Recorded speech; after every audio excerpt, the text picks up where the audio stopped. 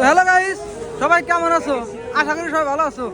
এ দেখো যে আমি আজকে কিন্তু ব্লগার হয়ে গেছি, আর ব্লগারের দিকে কিন্তু কিচ্ছু লাগে না, একটা ফোন আর বুক ভরা সাহস। যত মানুষই থাক তোমার শরম করা যাবে না।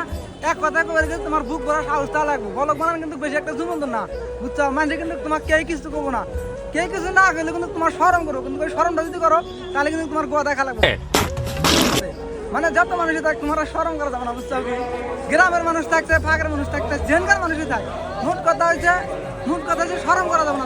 যদি শরম করো তাহলে ভাই তোমার গোয়া গেছে। আর যদি কথা না আমার শরম করে না, তাহলে ভাই তুমি একজন সাকসেস ইউটিউবার বা ফেসবুকার বা ব্লগার যে কোনো বুঝতে পারছো, তুমি কিন্তু পারবে। এই যে মানুষ দেখবে আশেপাশে, মানুষ দিয়ে কিন্তু শরম করলি তুমি আর জীবন নিয়েও ব্লগার হবে না।